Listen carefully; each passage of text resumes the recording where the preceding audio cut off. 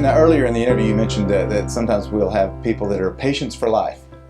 I think based on what you're telling me, if the focus would shift from treating symptoms with drugs then to treating the whole body and giving the body fuel that it can run properly on the way that God made it, then a lot of those patients for life would not be patients for life anymore. Very true. You know, it's funny, Jeffrey Bland gave a talk this weekend, and he's the founder of functional medicine. And the guy's brilliant. And he was saying that he has always been blasted about, oh, your stuff's not double-blind, placebo-controlled, and, you know, I only practice scientific medicine. And he finally says, he got to the point where he says to the doctor, let me ask you this question. You'll be honest with me, right? We'll agree that I'm a little bit on the outskirts of what you're talking about as scientific medicine. But let me ask you this question. Have you ever prescribed a patient a drug who was already on 4 other drugs? Oh, of course. And could you point me to a study that showed that a patient population on those 5 drugs? And well, I had this study for this drug, and they said, no, that's not what I said. Could you show me a patient population that has been studied on those 5 drugs? And the answer is, of course not. In fact, I was told by Dr.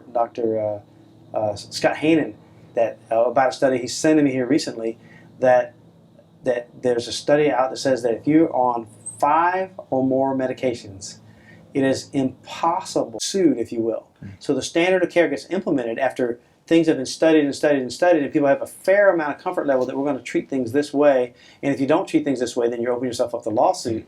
Well, then it takes years of new stuff coming out before we can say that we're going to go away from that standard onto a new standard. But if you would actually look at the standard of care over the last 5 decades, you'll be shocked. If you would try to do some of the things today that were done 5, 4, 3, 2, and even 1 decade ago, you would be in malpractice just from doing what was standard of care. So again, truth does not change, but our understanding of it does. Mm-hmm.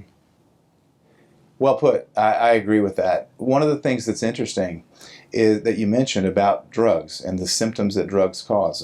My grandmother died a few years ago. She was 92 when she died. Before she died, she was on about 12 or 13 drugs. And if I remember correctly, only 2 or 3 of those drugs that she was on were for the original problems, the symptoms. The other 10, 11 drugs that she was taking were drugs that had been produced to mitigate the symptoms that the first couple of drugs caused. I had it all the time. I remember my mom always complained about her back hurts. It wasn't her back, it was her kidneys. And if you read the side effects of the drug she was on, it was causing that problem.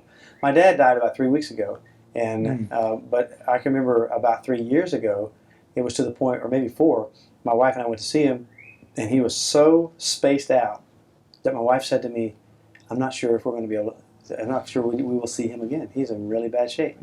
And I thought, I need to go check his drug register. So I had them show me his drug books. And he was on 13 different meds for all kinds of different things. Now, based on the 5 drug, we can't predict a clinical response. That'll tell you that could be an issue. Well, you know, there's a clinical condition now referred to as drug-induced dementia. Doctors take a look at what that list of drugs is and see, let's go down to just a critical few and see what happens. Just detox. I mean, it's a detox period. I mean, there's a lot of toxins in the drugs and the combination of drugs. So